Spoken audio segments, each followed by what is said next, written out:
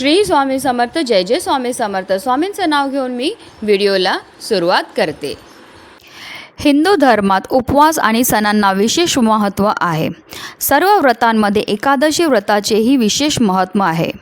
एकादशीचा उपवास भगवान विष्णूंना समर्पित आहे. एकादशी व्रत प्रत्येक महिन्यात 2दा पाळले जाते, एक कृष्ण पक्षात आणि दुसरं शुक्ल पक्षात. अशा प्रकारे वर्षभरात 24 एकादशी येतात, परंतु अधिक मास किंवा मलमासामुळे कधीकधी 26 एकादशीही येतात. सर्व व्रतामध्ये एकादशीच्या व्रताचे विशेष महत्त्व आहे.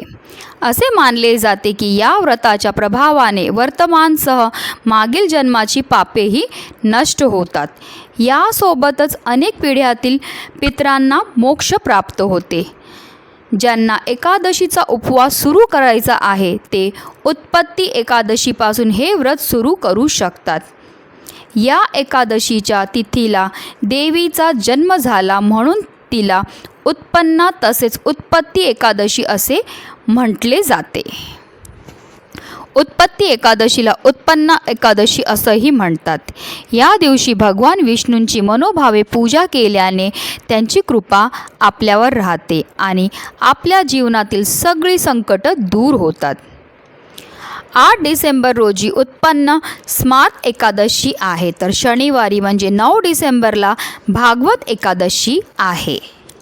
आणि उद्या आपल्याला सकाळी ह्या झाडाचं एक पान आपल्या घरी घेऊन यायचं, ज्याच्यामुळे जे आपल्या घरात जेवढे पण दुःख असेल, दारिद्र्य असेल ते नष्ट होणार आहे. त्याचबरोबर जे आपल्याला एका दिवसामध्ये आपल्या घरामध्ये पैसा येऊ लागेल, म्हणजे आपल्याला लक्ष्मी प्राप्तीचे मार्ग जे आपले बंद झालेले ते मोकळे होतील आणि आपल्याला जे धनासंबंधित ज्या पण अडचणी आहेत त्या सगळ्या समाप्त होणार. अत्यंत प्रभावी असा उपाय आहे. त्याबद्दल सविस्तर माहिती मी तुम्हाला ह्या व्हिडिओमध्ये देणार आहे, तर व्हिडिओ पूर्ण पहा. आणि जर चॅनलवर नवीन असतील तर चॅनलला सबस्क्राईब करा आणि शेजारी बेल आयकॉनसुद्धा प्रेस करा, जेणेकरून तुम्हाला माझ्या नवनवीन व्हिडिओचं नोटिफिकेशन हे मिळत राहील. बऱ्याचदा आपण खूप मेहनत करतो, कष्ट करतो, पण आपल्या कष्टाला नशिबाची साथ मिळत नाही. आपल्या घरात पैसा तर येतोय, पण तो कोणत्या ना कोणत्या मार्गाने निघून जात आहे. जी आपल्याला अप्राप्त लक्ष्मी आहे ती प्राप्त होण्याकरता आणि आपल्या आयुष्यामधले जेवढे पण धनासंबंधित समस्या आहेत त्या दूर जर तुम्हाला करायच्या असतील तर हा अत्यंत प्रभावी उपाय आहे, जो तुम्हाला उद्याच्या दिवशी करायचा आहे.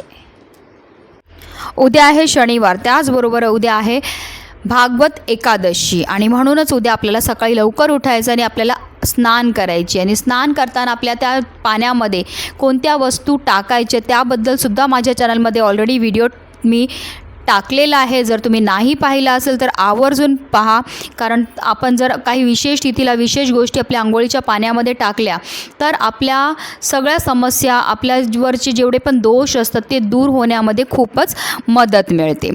आंघोळ झाल्यानंतर जे आपल्याला श्रीहरी विष्णूंना अभिषेक घालायचा आहे आणि अभिषेक झाल्यानंतर जी आहे त्यांच्या आवडीची पिवळी फुलं, पिवळी फळं, पिवळी वस्त्र त्यांना अर्पण करायचे आणि त्यांच्यासमोर जे आहे गाईच्या तुपाचा आपल्याला दिवा प्रज्वलित करायचा आहे. अशी आपल्याला विधिविधानपूर्वक भगवान विष्णूंची जी आहे पूजा करायची आहे उद्या सकाळी. आणि पूजा झाल्यानंतर लगेचच आपल्याला हा उपाय करायचा. हा उपाय तुम्ही सकाळपासून 12 वाजेपर्यंत म्हणजे दुपारच्या 12 वाजेपर्यंत आपण हा उपाय करू शकतो. 12 वाजल्यानंतर आपण हा उपाय करू शकणार नाही आहात. तर जे पान आपल्याला लागणार आहे सगळ्यात पहिला त्याच्याबद्दल सांगते. आपल्याला तुळशीचं पान लागणार आहेत. जर तुम्ही अगोदरच तुळशीचं पत्र तोडून ठेवलेलं असेल तर ते घेऊ शकतात, किंवा तुळशीच्या झाडाखाली जे आहेत गळलेली पानं असतात त्याच्यातलं एक पान आपण उचलून आणलं तरीही चालणार आहेत. एकादशीच्या दिवशी जे आपल्याला तुळशीला स्पर्श करायचा नाही आहे, पानं तोडायची नाहीत, पण जी गळलेली पानं असतात ती आपण घेऊ शकतात. तर ते पान आपल्याला घ्यायचं आहे, की आपल्या घरी आदल्या दिवशीच आपण तोडून ठेवलेली असेल तर त्याच्यातलं घेतलं तरीही चालणार आहे. आणि ते घरी घेऊन यायचं आहे आणि स्वच्छ धुवून घ्यायचं आहे. म्हणजे तुम्ही गाईच्या कच्च्या दुधाने धुतलं तरीही चालणार आहे, किंवा पाण्यामध्ये चिमूटभर आपल्याला हळद टाकायची आणि त्या पाण्याने आपल्याला ते पान जे स्वच्छ धुवून घ्यायचं आहे आणि थोडंसं पुसूनसुद्धा घ्यायचं आहे. आता आपल्याला कुंकू जे आहे थोडंसं ते घ्यायचं आणि त्याला जे आहे थोडंसं पाणी टाकून एक पेस्टसारखी तयार करून घ्यायची आणि एक प्लेट घ्यायची आहे. त्या प्लेटवर ह्या कुंकवाने आपल्याला स्वास्तिक काढून घ्यायचं आहे. त्याचबरोबर जे तुळशीचं आपण पान आणलेलं आहे त्याच्यावर सुद्धा आपल्याला छोटंसं स्वास्तिक काढून घ्यायचं आहे. आता जी ही प्लेटवर आपण स्वास्तिक काढले त्यालासुद्धा आपल्याला हळद कुंकू आणि अक्षता अर्पण करायचे आहेत आणि ज्या कागदावर आपण इच्छा लिहिलेली आहे ते कागद आपल्याला त्याच्यावर ठेवायचं. जे आपण कागदावर इच्छा लिहिली आहे ते आपण लाल किंवा निळ्या ह्या पेनने आपल्याला लिहायचे. काळ्या वगैरे पेनने आपल्याला कधी इच्छा लिहायची नसते, ह्या गोष्टीचं लक्ष ठेवा. आणि आपल्याला ते कागद त्या प्लेटवर ठेवायचे ज्याच्यावर आपण स्वास्तिक काढले आणि त्याच्यावर सुद्धा आपल्याला हळद कुंकू आणि अक्षता अर्पण करायचे. आणि त्याचबरोबर त्याच्यावरती जे आपल्याला जे आपण तुळशीचं पत्र ठेवलेलं आहे ते आपल्याला ठेवून द्यायचं आहे. म्हणजे त्याच्यावर सुद्धा आपण छोटंसं स्वस्तिक काढलं आहे त्या कागदावर आपल्याला हे तुळशीचं पत्र ठेवायचं आणि त्याच्यावर सुद्धा आपल्याला हळद कुंकू आणि अक्षता अर्पण करून घ्यायचे आहेत. आणि त्यानंतर आपल्याला त्याच्यावर 1 रुपयाचं नाणं ठेवायचं आणि त्यालासुद्धा हळद कुंकू आणि अक्षता अर्पण करायचे आहेत आणि नमस्कार करून घ्यायचा आहे. आणि त्यानंतर आपल्याला माता महालक्ष्मीचा मंत्र बोलायचा आहे. जो पण तुम्हाला मंत्र येत असेल माता लक्ष्मीचा तो आपल्याला 108 वेळा जप करायचा आहे.